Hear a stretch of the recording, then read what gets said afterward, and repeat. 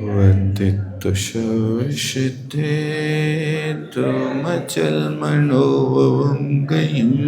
पते ओचामि शमे पाहु मृडमोषुरी केवली भणियम्।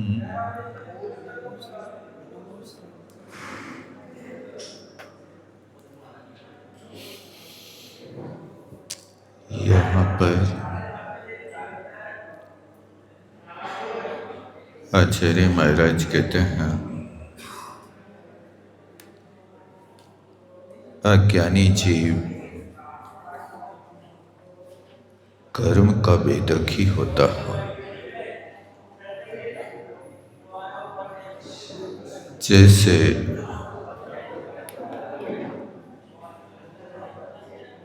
अभव्य जीव अपनी प्रकृति का त्याग नहीं करता,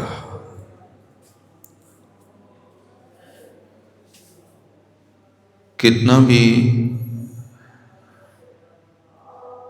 स्वाध्याय कर ले, शास्त्रों का पाठी हो ले,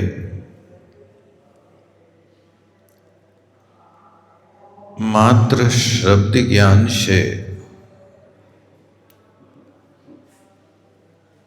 कोई ज्ञानी नहीं होता।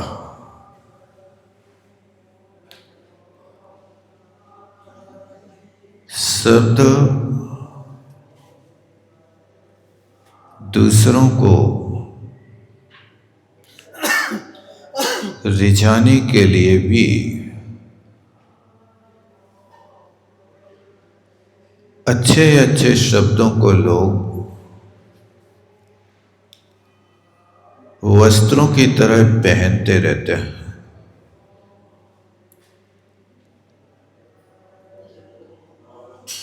जैसे वस्त्र पहनते हैं तो लोग अपने लिए नहीं पहनते, दूसरों को दिखाने के लिए पहनते हैं।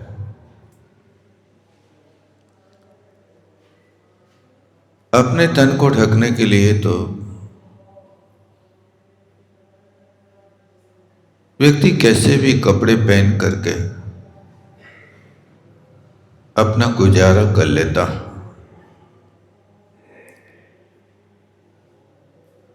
कोरोना के काल में लोग चड्डी बनियान पे अपना जीवन गुजारते रहे।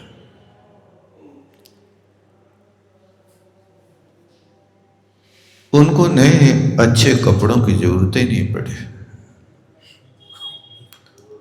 इसका मतलब है कि अच्छे अच्छे कपड़े दूसरों के लिए पहने जाते हैं, अपने लिए नहीं पहने जाते हैं।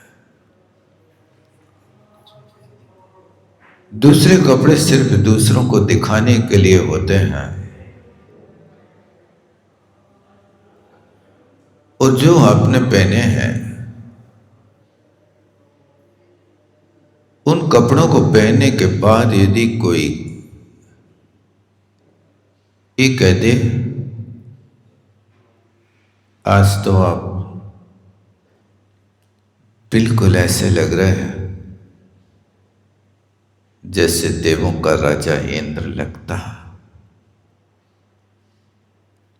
तो फिर व्यक्ति इतना संतुष्ट होता है, वह सोचता है कि मेरे वस्त्रों की कीमत आज सारी की सारी अदा हो गई। ये सिर्फ अज्ञान से युक्त कार्य करने वाले व्यक्तियों के होता है। अजय सिंह ने भी लिखा कि मन बड़ा बेईमान है,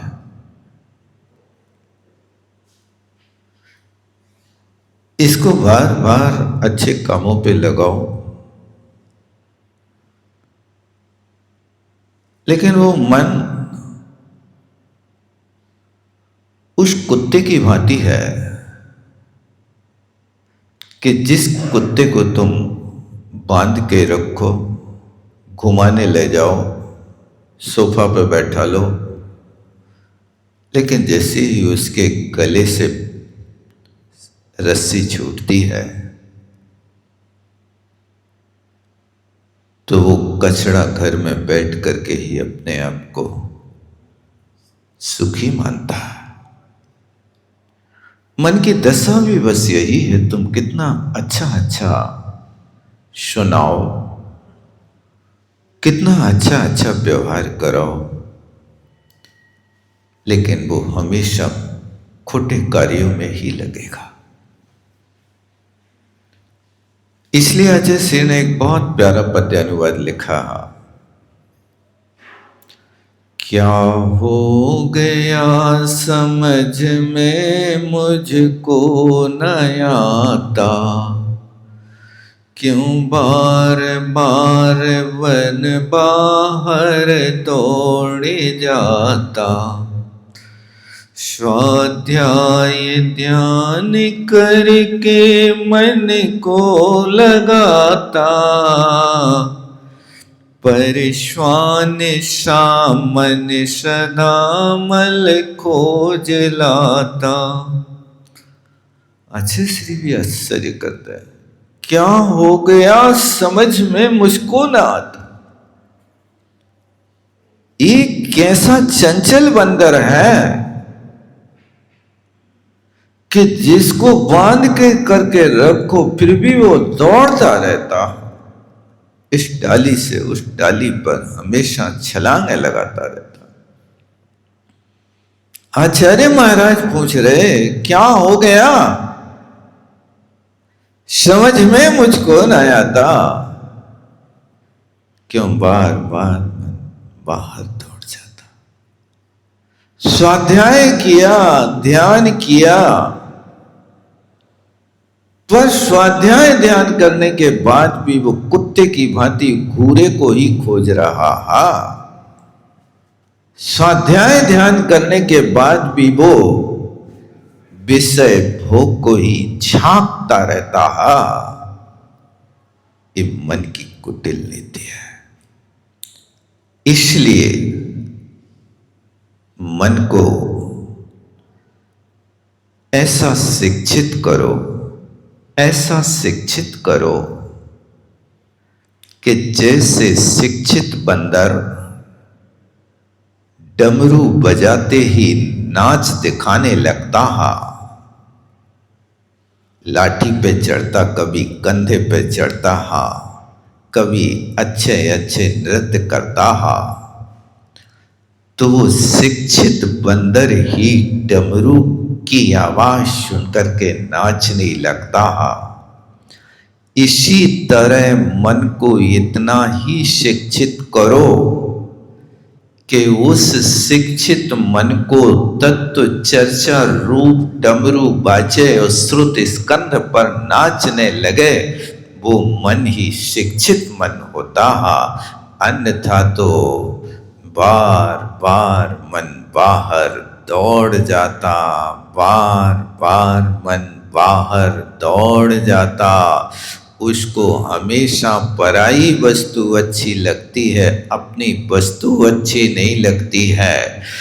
दूसरे की थाली के रसगुल्ला बड़े दिखाई देते हैं और अपनी थाली के छोटे दिखाई देते हैं। तुम्हारी थाली में जो रसगुल्ला है वे बड़े बड़े हैं, नाप लो। जब परोसने वाले से कहते हैं तो वो कहता है तुम्हारे मुंह का नाप लेकर के रसगुल्ला बने हैं कि तुम्हारे मुंह में इतना बड़ा ही बनेगा, इससे ज़्यादा नहीं बनेगा। इस तरह से अज्ञानी जीव की दशा है। तो आचार्य महाराज कहते हैं कि सुठुवी अज्ञाईण सत्थाणी। देखो क्या लिखते हैं, ऐसे वैसे मन चंचल करके नहीं, सुठुवी बहुत अच्छे ढंग से, सत्थाणी एक शास्त्र नहीं बहुवचन है, अनेक शास्त्रों का, चारों अनुयोगों का अध्यायों अध्ययन किया, पढ़ा, लेकिन अभव्य जीव ने अपने स्वभाव का त्याग नहीं किया। वो ही जीवन भर सुनता रहा, लेकिन जो करना है वो ही करता रहा। पंचों की बातें तो सिर माथे हैं, लेकिन नर्दा तो वहीं से बहेगा। जब तुम्हारा नर्दा वहीं से बहेगा और पंच वही नर्दा को तो बंद कराना चाह रहे हैं कि ये नर्दा बंद कर दो, ये रास्ते को गंदा कर रहा है, लेकिन वो कहता हम तुम्हारी सब बात मान है, लेकिन ये नहीं मानेंगे। इसी तरह यहाँ पर भगवान के विषय में कहता है कि भगवान को तो सब मानते हैं, लेकिन भगवान की कोई नहीं मानता है। भगवान तो हैं, वे 24 तीर्थंकर हैं, सब मान रहे हैं, लेकिन भगवान की एक भी नहीं मान रहा कि भगवान ने क्या कहा है और हमें क्या करना है। इसलिए आचार्य महाराज ने दृष्टांत देखो क्या खोज के रखा। लिख रहे हैं कि पंड्या गुड़ दुधम पिबंता, गुड़ और दूध को पीने वाला सांप कभी विष का त्याग नहीं करता। कितना भी सांप को गुड़ और दूध यानी मीठा दूध पिलाते रहो, लेकिन सर्प कभी गुड़ दूध पी करके निर्विष नहीं होता। इसी तरह अभव्य आत्मा जिनेंद्र भगवान की वाणी रूप अमृत गुड़ दूध से भी मीठा इसका रसा पान कराने के बाद भी वो अपने स्वभाव को नहीं छोड़ता। वो वही कार्य करेगा जो अकरणीय है। ऐसे लोक में कई चीजें हैं जो अपने स्वभाव का त्याग नहीं करती हैं। अभव्य अपने स्वभाव का त्याग नहीं करता, तो भव्य का भी कर्तव्य है कि वो भी अपने स्वभाव का त्याग ना करे। स्वर्ण को तपाए जाने पर भी अपने स्वभाव का त्याग नहीं करता। सोने को चाहे तपाओ, चाहे सोने के ऊपर वो फेरते हैं यंत्र, क्या फेरते हैं? रेत पेपर, रेती वगैरह जो भी है फेरते हैं। उस सोने के चेहरे पर तेजाब रख देते हैं, रखते हैं ना? क्यों? सोने की परीक्षा की जा रही है। तेजाब भी रखेंगे, कसौटी पर भी रखेंगे, अग्नि में भी जलाएंगे, लेकिन हर परीक्षा में सोना सोना ही रहता है। सोना अग्नि में जल करके राख नहीं बनता। सोना तेजाब में जलने के बाद भी कभी बौखलाता नहीं कि तुम मेरे ऐसे प्यारे कंचन सी काया पे तेजाब रख करके चला रहे हो। नहीं, परीक्षा दे रहा है और वो तुम्हारे सामने प्रमाणिकता दे रहा है कि इतना करने के बाद भी मैं अपना स्वभाव नहीं छोड़ूंगा। इसी तरह यदि आप भव्य हो तो भव्य व्यक्ति उसकी भी सोने की तरह परीक्षा होगी। तुम्हारे ऊपर उपसर्ग आएंगे, तुम्हारे ऊपर संकट आएंगे, विपत्तियों के बादल छाए रहेंगे, लेकिन उन विपत्तियों के काल में आप सोने की तरह खरे बने रहो। ये क्या है? ये तो स्वभाव है। जब सोना स्वभाव नहीं छोड़ पा रहा है तो मैं तो चेतन हूं। देखो, पारसमणि लोहे को स्वर्ण बनाती है, लेकिन आप तो पारस के दास हैं। ये पारस का दास, ये लोहा नहीं, ये भव्य है। यहां लोहे से सोना, पारसमणि तो सिर्फ जड़ को जड़ ही बनाती है, लेकिन पारसनाथ भगवान तो मूर्ख बुद्धि वालों को पारस भगवान बना देते हैं। ये उन पारसनाथ की विशेषता है। इसी तरह यहां पर भी आप हमेशा सोने को देखते रहो। सोना जब भी कोई हाथ में लेता है तो परीक्षा करता है। कई लोग तो इतने चतुर हो जाते हैं कि सोने को हाथ में लेते ही बता देते हैं कि सोना है कि सोने में कितना बट्टा है, या नकली है या असली है। इतना उनको ज्ञान हो जाता है।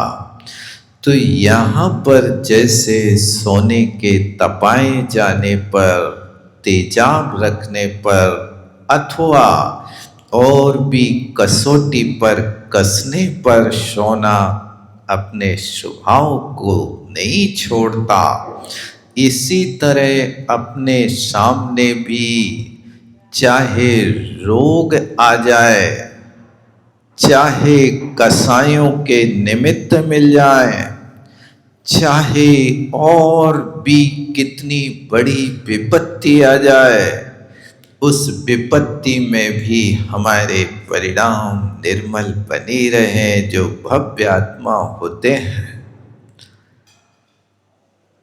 हरिवंश पुराण का वो प्रसंग बार बार याद में आता है। द्वारका नगरी जल गई।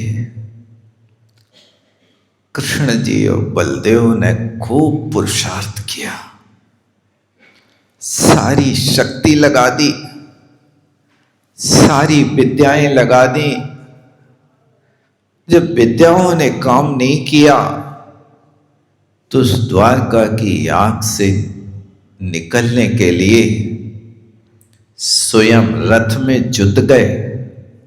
बैल नहीं चल रहे, कोई बात नहीं, हम बैल के स्थान पर खड़े होकर के रथ को अग्नि से बाहर ले जाएंगे। लेकिन सफलता नहीं मिली, मां बाप को भी नहीं बचा सके। उस जलती द्वारका से बाहर आए बलदेव और कृष्ण जी रोने लगे। ओह, आंखों के सामने जिस द्वारका को हरे भरे कमल बन की तरह संभाला, आज वही द्वारका आंखों के सामने चल रही है।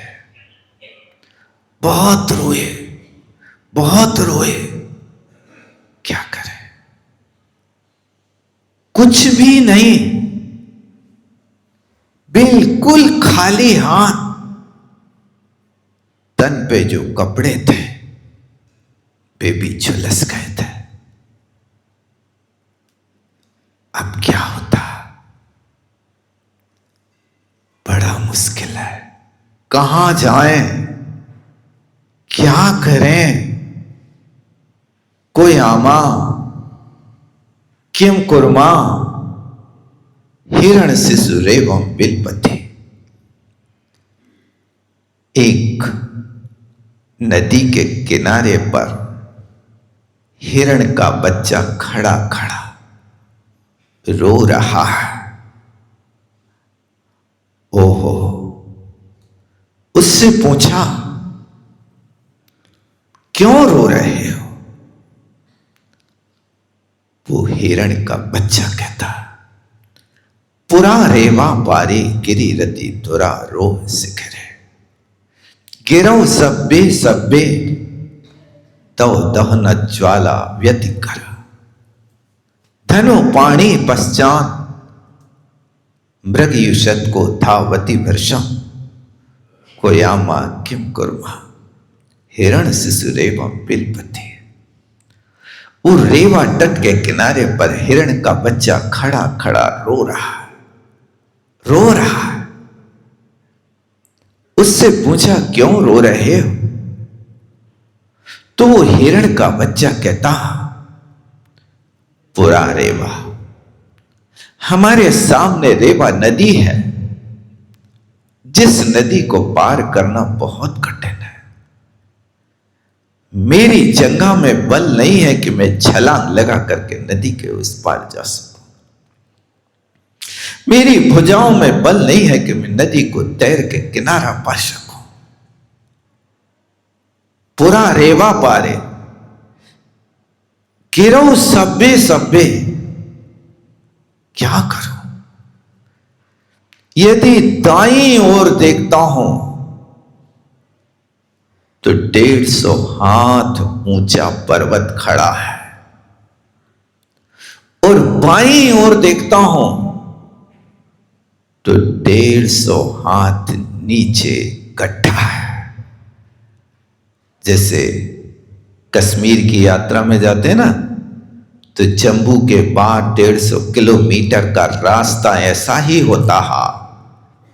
सामने गाड़ी खड़ी है, इस साइड सैकड़ों फुट ऊंचा पहाड़ झरना झिल रहे हैं, और बाजू में भयंकर नदी बह रही है जो 150 फुट गहरी है, और पीछे से भौंपू दे रहा है।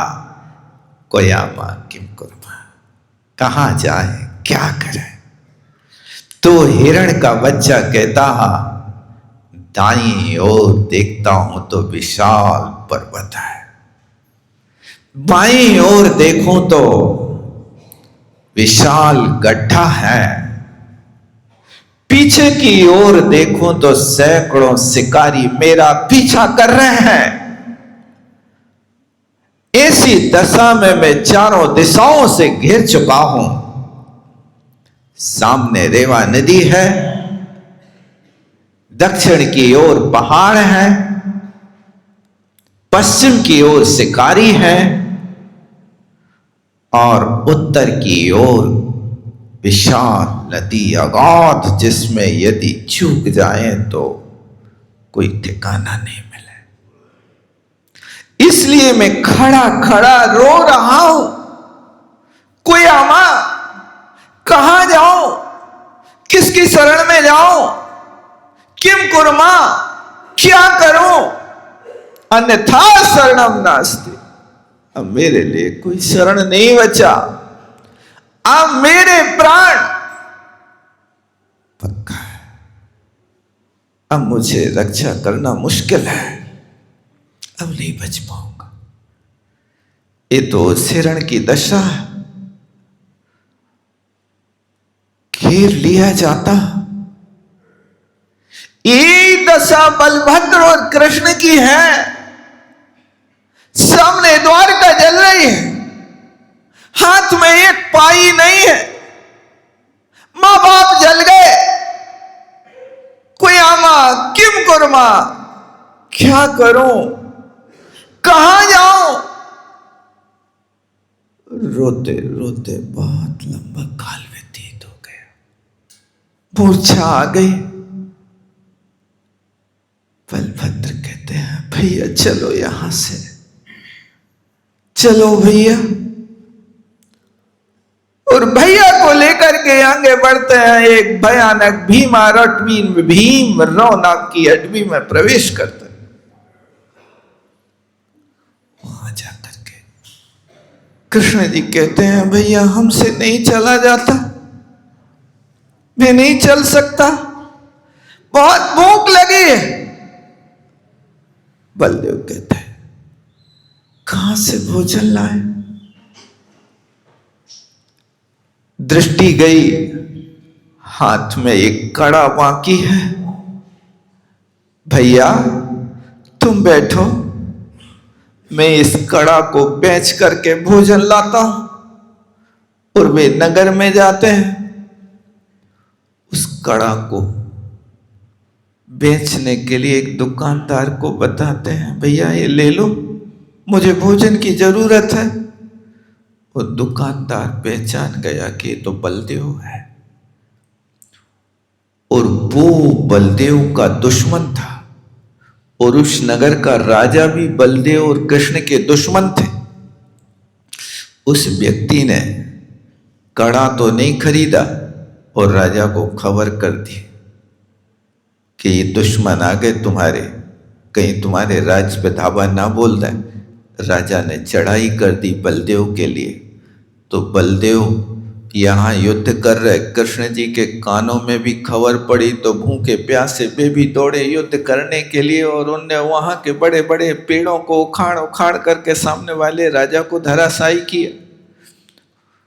अब फिर आके बैठ गए अपने स्थान पर उसी जंगल में। अब कैसे करें? कड़ा भी गया, भोजन भी नहीं मिला। तो फिर अब बलभद्र कहते मैं पानी लाता हूं, तुम बैठो। अब उनको वहां बैठाल दिया, तो कृष्ण जी के बैठने की हिम्मत नहीं बची, सो लेट गए। अब लेट गए तो पीला चद्दर ओढ़ लिया।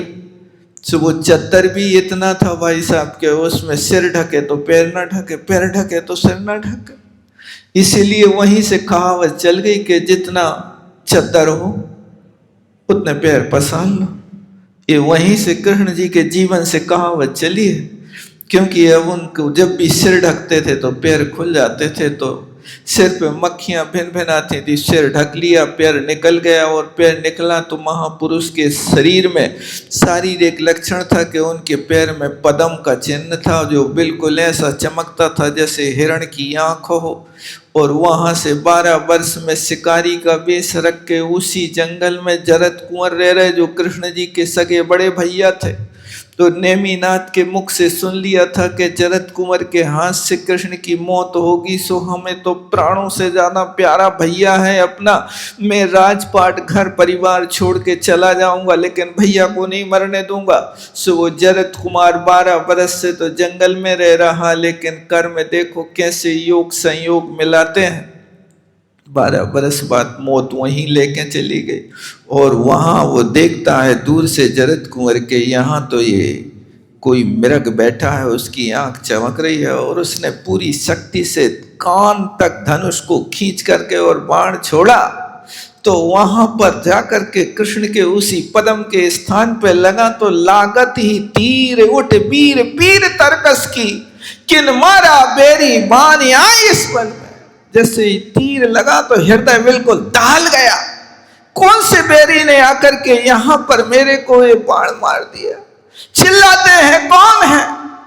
देखते हैं तो जरत कुंवर आ जाता। अरे बड़े भैया, तुमने मेरे ही प्राण ले लिए। गलती हो गई भैया, मैं नहीं सोच रहा था कि मेरा भैया है। मैंने तेरी रक्षा के लिए 12 वर्ष जंगल में बिताए, और आज ये हो गई घटना हो गई भैया। मुझे तो ऐसा लग रहा था जैसे कोई हिरण बैठा, उसकी आंख चमक रही हो, और पीले चादर ऐसा लग रहा था जैसे उसके बाल हिल रहे हो। इसलिए चूक हो गई। वो बाण निकालता है, और बाण निकाल करके जरत कुंवर और कृष्ण अपनी सारी बात बताते, भैया अब कुछ नहीं बचा है, सारी द्वारका जल गई, सब कुछ नष्ट हो गया। अब अकेले प्राण लेकर के यहाँ आए थे, सो तुम्हारे बाण ने भी हमारे प्राण ले लिए। क्या करें? देखो कर्म की कैसी विचित्रता होती है। कोया मां किम कुर्मा, मौत व्यक्ति को कहीं छोड़ती नहीं है। इसलिए समझ जाओ, जो महाराज कह रहे हैं कि ये महापुरुषों की कहानियों को सुन करके अपने जीवन में उतारो, कि जैसे महापुरुष ये बेचारे अपनी गांठ की वस्तु बेचने जाते हैं तो भी दुश्मन खड़े हो जाते हैं। एक रोटी के लिए कोई सहयोग नहीं कर रहा है। अपने हाथ से बलभद्र जैसे महापुरुष जिन्हें 3 खंड के लोगों को पानी पिलाया, वे पानी लेने नदी जाते हैं, लेकिन अब काय में लाए? जो सोने के कटोरों में पानी पीने वाले, सोनों के लोटे में पानी पीने वाले वे व्यक्ति आज पत्ता के दोना बना करके और पानी ला रहे हैं। उस दोने में से पानी टपक रहा, नीचे हाथ लगा रहे, हाथ में पानी रख करके फिर दोना में डाल रहे कि भैया के पास तक तो पहुंच जाए।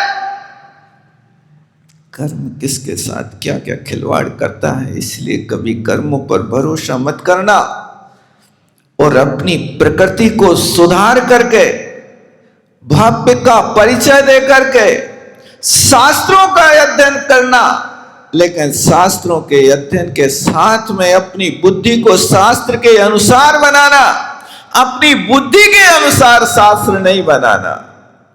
यदि अपनी बुद्धि के अनुसार शास्त्र बनाओगे तो वे शास्त्र जिनवाणी नहीं जनवाणी होगा।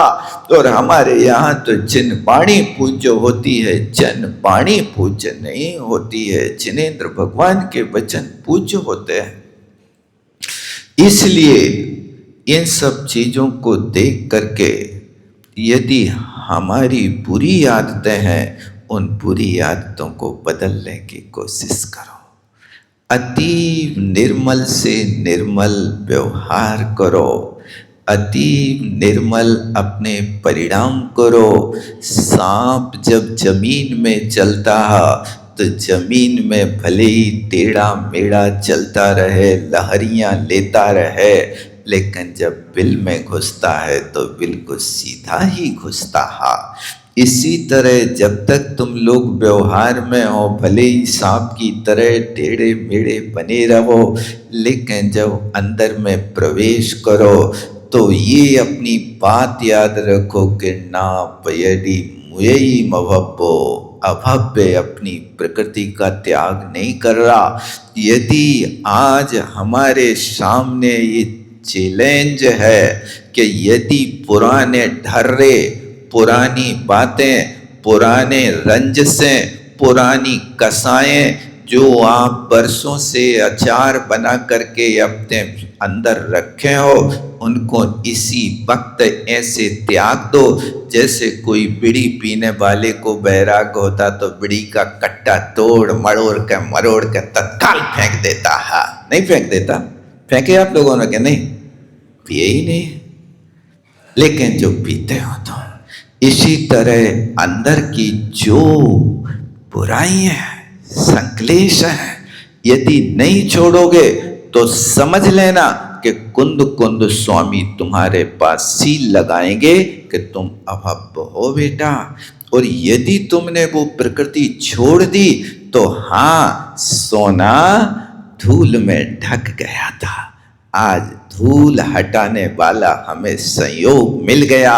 अब हम अपने सोने को बिल्कुल साफ सुथरा करके अपने अंदर रखेंगे। इसलिए हमेशा इस बात को याद रखो कि बुरी आदतों से बचो।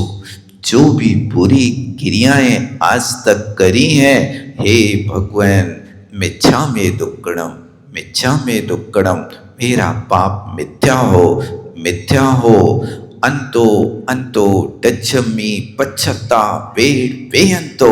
मैं अपने भीतर ऐसा तड़प रहा हूँ जैसे पानी में से मछली को बाहर निकालने पर वो मछली तड़पती है। उस मछली के लिए पानी से बाहर जमीन ही अग्नि की तरह कष्टप्रद होती है, लेकिन कोई पानी से मछली को जमीन पर ना रख करके निकाल कर वो अग्नि में डाल देवे तो मछली की क्या दशा होती होगी। इसी तरह अंतो डज्जमी में भीतर ऐसा जल रहा हूं कि जैसे उस जल में रहने वाली मीन को कोई आगी में डाल दे, ऐसे मैं अपने दुष्कृत्य पर जल रहा हूं कि मैंने अज्ञान बस बहुत बड़ा अनर्थ किया। हे भगवान, आज मुझे सद्बुद्धि मिली है, अब ये अनर्थ नहीं करूंगा। कोई के साथ दुर्व्यवहार नहीं करूंगा, किसी भी प्रकार से हम पर को दुख नहीं देंगे, क्योंकि रोज पढ़ते हो आप, जो पर को दुख दे सुख माने उसे पतित मानो। जो दूसरों को दुखी करके सुखी होना चाहता है वो कैसा है? पतित है, पापी है। इसलिए अविचर्या नहीं होगी। बुरी आदतें जो भी आज तक थी उन सबको मैं तिलांजलि देता हूं परमात्मा। मैं नहीं कहता कि तुम खड़े होकर के यहां त्याग करो, लेकिन तुम्हारे अंदर यदि वो बात समझ में आ रही है, तुम्हारे घर का त्याग नहीं कराता हूं, तुम्हारी संपत्ति का त्याग नहीं कराता हूं, लेकिन आत्मा के साथ आज तक जैसे चाय में मक्खी पड़ी पी रहे हैं लोग, उसी तरह आत्मा में एक कसाई रूपी कुत्ते पड़े हैं और उसी के साथ जीवन गुजार रहे हैं। आज तक आपको निकालने का भाव पैदा क्यों नहीं हुआ? कोशिश करो। अब हम अपने अंदर के प्रकृति को जान करके, अभी तक हम अपरिचित थे, परिचित होने पर भी यदि त्याग नहीं कर पाते तो वे आलसी की कोटि में आ जाते हैं। क्योंकि आलसी का लक्ष्य होता है, वो सोचता है आज का काम कल कर लें, कल का कर लें परसों, जल्दी जल्दी क्या पड़ी, अभी तो जीना वर्षों। वो आलसी व्यक्ति ऐसा कहता है। आपके अंदर भी भाव आ रहा है तो ये मत सोचना कि घर जाके पहले सोच लेंगे फिर कल त्याग कर देंगे, फिर हमारी मम्मी कह दे तो त्याग कर दे, नहीं तो नहीं करें। अरे ये सब बातें तो दीर्घ सूत्री लोग सोचते हैं। जहां पर निकट भव्य होते हैं उनके लिए तो निमित्त मिला, तो निमित्त मिलते जब बिजली चमके घनघोर अंधकार में, उस प्रकाश में कुछ पढ़ लो तो पढ़ लो, और जब बिजली समाप्त हो जाए तो फिर अब क्या पढ़ोगे? इसी तरह जब अंदर में परिणाम बन जाए, बुरी आदतों का उसी वक्त त्याग करो, कल के ऊपर मत छोड़ना। ये बहुत प्यारी गाथा है, इस पे कहाँ तक बोलूं, मेरा मन तो हो रहा कि आगे बढ़ी हूं ना। इस पे बहुत सारा विषय है, लेकिन अपन को स्वाध्याय आगे भी करना है। बस इतना समझ लेना, सार रूप में आचार्य महाराज कह रहे कि यदि अभव्य हो तो अभव्य जीव अपनी प्रकृति का त्याग नहीं करेगा। उसको कितना उपदेश मिल जाए, कितना भी सत्समागम मिल जाए, कितना भी उसके लिए प्रलोभन मिल जाए, लेकिन वो परिवर्तन नहीं करता। अपने अंदर झांक लो कि इन सब आचार्यों की बातों को सुन करके आज तक हम मन भिग रहे, अब हमें क्या करना है उसके विषय में आप स्वयं निर्णय ईमानदारी से लेकर के भव्य बन करके, बुरी आदतों का त्याग करके, झुंझलाहट का त्याग करके, कुसंगति का त्याग करके, जीवन में असंतोष का त्याग करके अपने जीवन को भव्य की प्रकृति में लाने की कोशिश करें। क्योंकि व्यक्ति साल भर पढ़े, लेकिन उसकी पढ़ाई की योग्यता तो 3 घंटे की परीक्षा से आंकी जाती है। इसी तरह तुम जिंदगी भर शास्त्र पढ़ो, और जब शास्त्र का सार समझ में आने पर हमारे अंदर कोई परिवर्तन नहीं हुआ, तो फिर आपके अंदर परिवर्तन नहीं हुआ तो समझ लो कि अभव्य की प्रकृति में हम बैठे हुए हैं।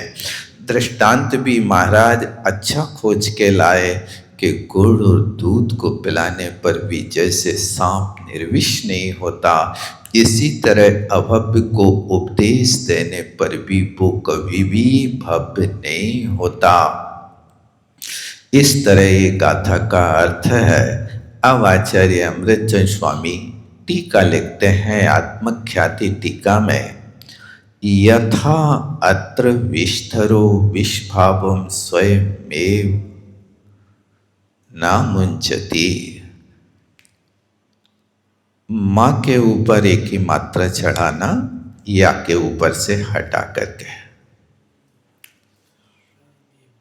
जैसे यहां पर अस्मिन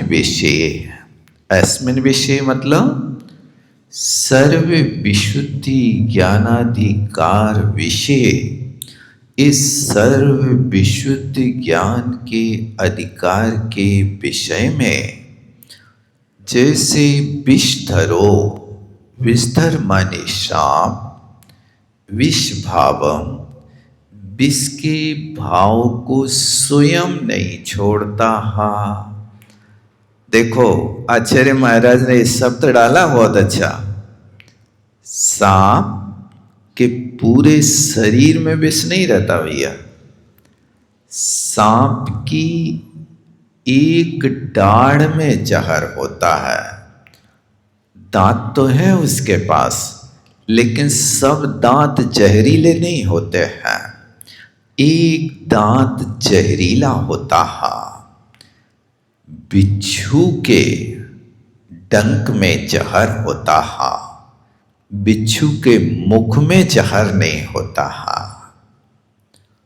सांप के दाढ़ में जहर होता है, लेकिन अज्ञानी जीव के सर्वांग में जहर होता है। ऐसा नीतिकारों ने कहा है। तो यहां पर उस विषधर की यदि कोई सपेरा उसको पकड़ करके उसकी दाढ़ को तोड़ देता है, तो फिर वो विषधर निर्विष हो जाता है। इसी तरह यहां पर पापों का और कषाय का विष आत्मा पे चढ़ा है। उस विष की डाल को गुरु जैसे महासपेरे मिल जाए और भव्य आत्मा जैसे विषधर मिल जाए, तो फिर उनकी डाढ़ को पापों को तोड़ करके छोड़ करके और उनको भव्य बना करके उनके लिए मोक्ष मार्गी बना देते हैं। इसलिए यहाँ कहा कि वो विषधर स्वयं नहीं त्याग करता, लेकिन उसके विष का त्याग कोई दूसरा करा देता है। इसी तरह तुमने शास्त्रों का अध्ययन कर लिया, कोई बात नहीं, वैराग्य नहीं हुआ, आप स्वयं बुद्ध नहीं बन सके, तो आप बोधित बुद्ध बनने की कोशिश करो। स्वयं में आप पाप का त्याग नहीं कर सके, खोटी आदतों का त्याग नहीं कर सके, तो सत समागम को पाकर के उन बुरी आदतों का त्याग करो और अपने जीवन को ऐसा बनाओ कि खिलो तो फूल की भांति और बिखरो तो खुशबू की भांति। जैसे फूल खिलता है, हर व्यक्ति का मन प्रसन्न होता, लेकिन फूल दूर दराज पर हो, किंतु उसकी खुशबू यहाँ तक आती है और हर व्यक्ति की नासा सुर सुर करने लगती है। एक खिलो तो फूल की भांति और बिखरो तो खुशबू की भांति। अपना जीवन ऐसा हो कि हमेशा खुशियां बांटते रहे, खुशियां बांटो आस पास, नफरत कभी ना आए पास। परिश्रम करो चुपचाप, अपनी अकल अपने पास, पापों से तुम सदा उदास, देव शास्त्र गुरु अपने खास। यदि अपने कोई खास है तो देव शास्त्र गुरु हैं। उदासी है तो धर्म से नहीं, पापों से तुम सदा उदास, पापों से सदा उदास रहो। पापों को नहीं छोड़ पा रहे, कोई बात नहीं, लेकिन पाप को पाप समझो, गलती को गलती समझो। क्योंकि जब गलती को गलती समझ लेता है, एक दिन त्यागने का भाव पैदा हो जाता है। इसलिए आप यहां पर पापों से उदास रहे और खुशियां बांटे आसपास। बस एक ही लक्ष्य हो। क्या लक्ष्य हो? आप हमेशा हर प्राणी में खुशी का माहौल बनाए, खुशियां बांटे आसपास, नफरत कभी ना आए पास। कैसी भी चूक हो जाए, किसी के प्रति नफरत ना हो। इसलिए किसी ने लिखा,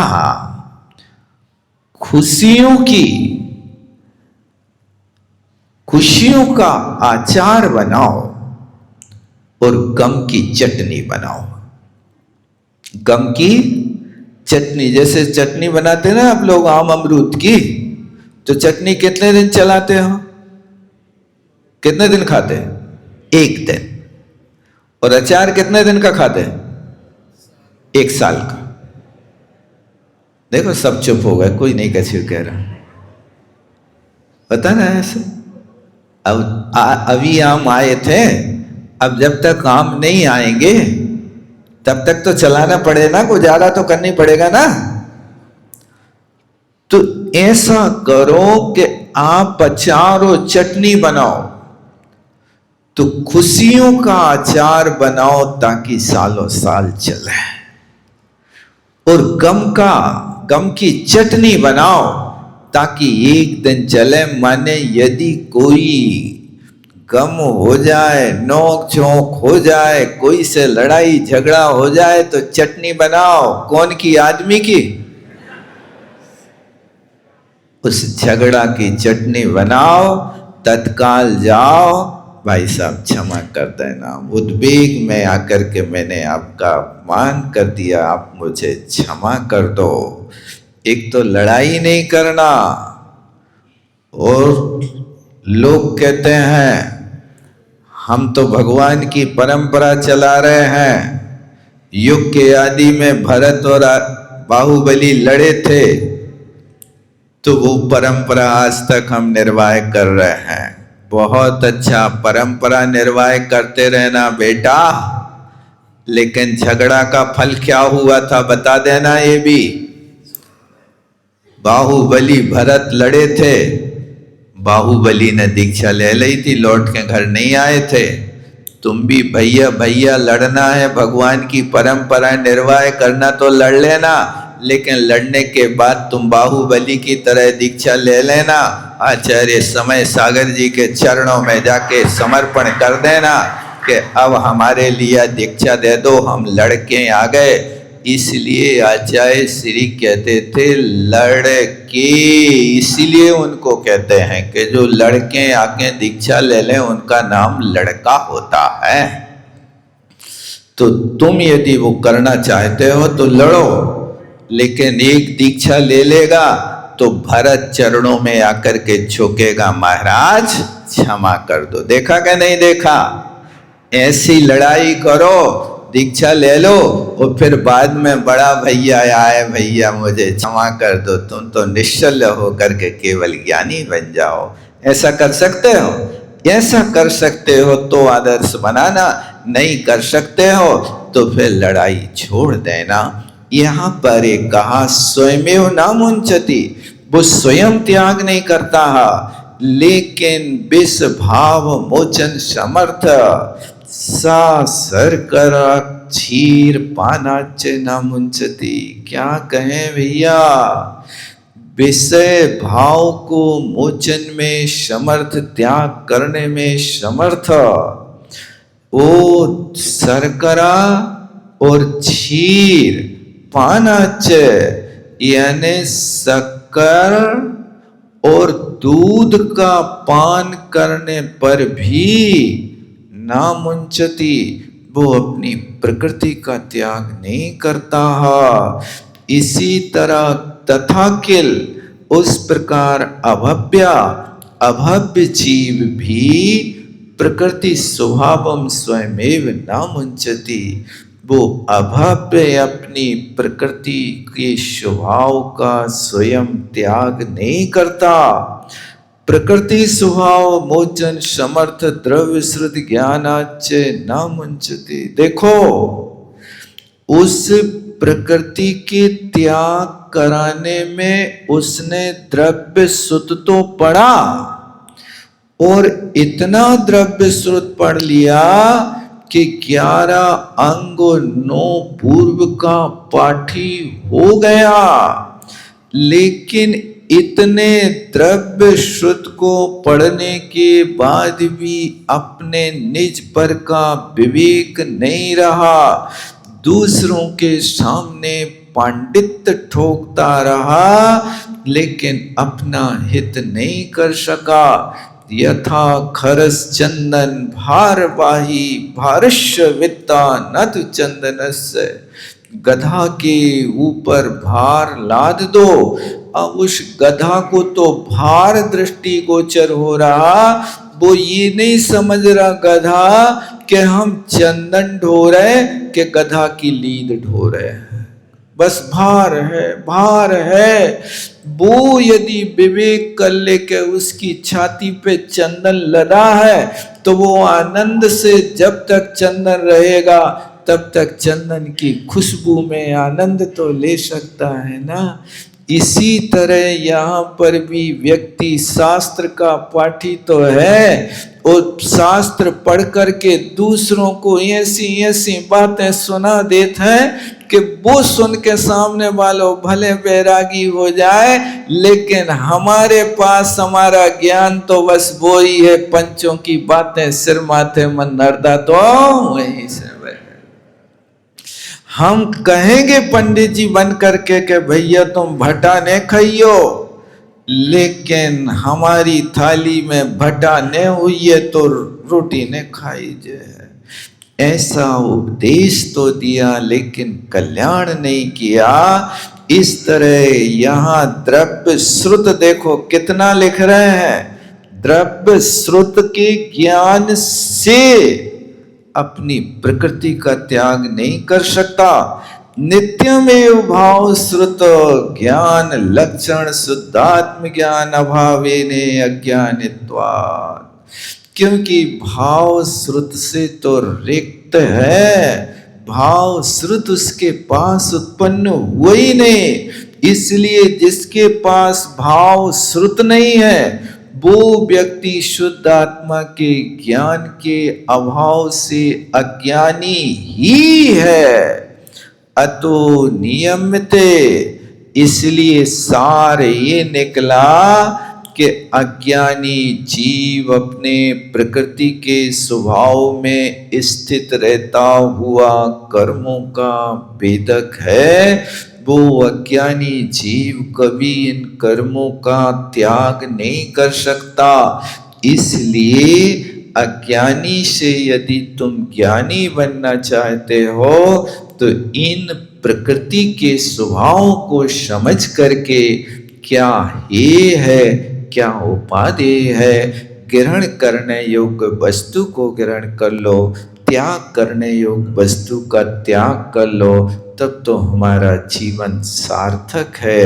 अन्यथा तो पर्याय निकली जा रही है। समय हो रहा है। बोलो आचार्य गुरुवर विद्यासागर जी महामुनि महाराज जावाणी के ज्ञान